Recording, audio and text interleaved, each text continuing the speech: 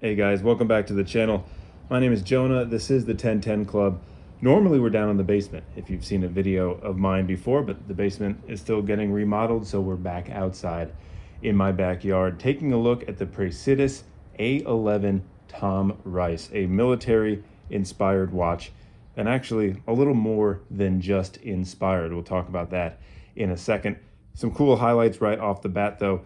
Not only this vintage design, but this watch is entirely made in the US. Now, the movement is an NH35, I believe. There's two sizes. I have the 38 millimeter version. There's also a 42 millimeter diameter version, 12.5 millimeters thick, 20 millimeter lugs, 50 meters of water resistance, and it comes on several different straps. I have it on this red nylon, they call it. More on this strap and others in a second. But back to Tom Rice, the namesake of this watch. He was a paratrooper in World War II. And the story goes, Tom Rice was going to jump out of a plane in Europe, I believe, to the beaches of Normandy, and he lost his watch. Maybe he banged his wrist, maybe a spring bar snapped.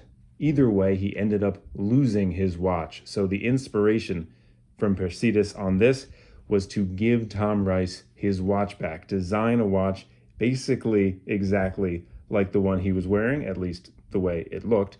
There's some upgrades in technology otherwise.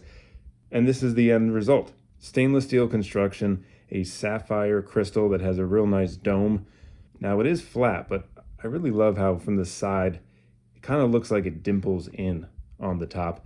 This also has kind of a UFO style saucer case shape, all round, no sharp edges, bead blasted or a satin finish everywhere except for the top of the lugs, which have a very nice high polish. And then the curvature of the bezel matches perfectly with the curvature of the sapphire crystal. So there's one nice continuous line. Looking at the dial, cathedral style hands.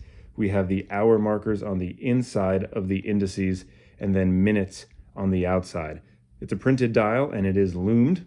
And the back of this screw down case back has some literature with the brand name, Type A11, Tom Rice, and his division from the Army, 101st Airborne Division, June 6th, 1944, the lost watch of D-Day. One thing we haven't mentioned yet, the royal, it's just me here, is the price. This retails for $379, which is a good amount higher than what you may expect from similar watches or similar brands.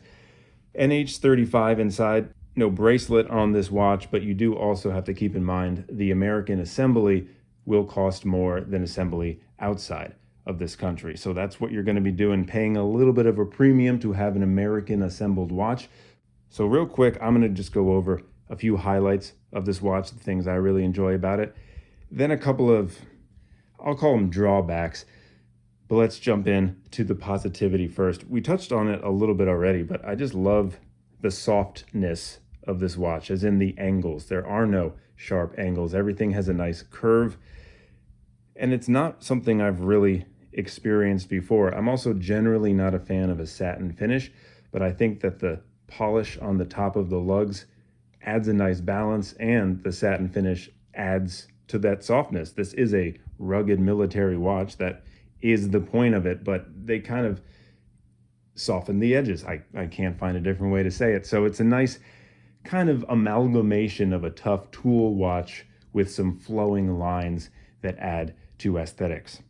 I'm always a fan of cathedral hands, and I really think this size is great too. This is the 38 millimeter, as we talked about before. There is a 42. This 38 though, even on my 7¼ inch wrist, I think looks perfect. Now there are a few things I wish may have been done differently. Some of them are just silly, like there was a blue sticker on the side of this unsigned crown. I'm still trying to get it off. Like, you couldn't peel it off. It seemed to have been like melted on. So every time I took this watch out of a box or just in my hands, I had to really work at it with my thumbnail, and you can see I didn't really get everything off. Second is the strap, and I should balance this by saying thank you for having drilled lugs because you will be changing this strap. It is one of the most inflexible straps I've ever worn. It wears very strangely on the wrist. However, this watch takes on an entire new identity when you put it on a black NATO strap. This is from Haveston Strap, so this is a premium NATO strap with a high polish buckle, this seatbelt style fabric.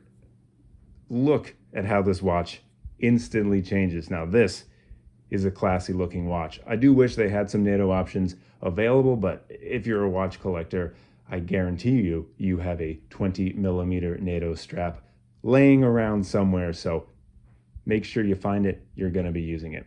Now, Praesidus says not only is this watch made in the US, but they also donate a portion of their profits to charities in the US. They name some general things like military or scholarships. I've asked them a few times to be a little bit more specific, and they haven't been able to be, so I don't really know where that money goes. I wish they were a little more transparent, maybe somewhere on the website listing specific charities they give. So take that for what you will, but if they do donate that money, that is a very nice little touch on top of putting this watch together in America. And that's what I got for you today. The Praesidus A11 Tom Rice, the lost watch of D-Day. They have a few other military-inspired watches on their website. I will put a link down below. But thanks again, as always, for watching, and I'll see you next time.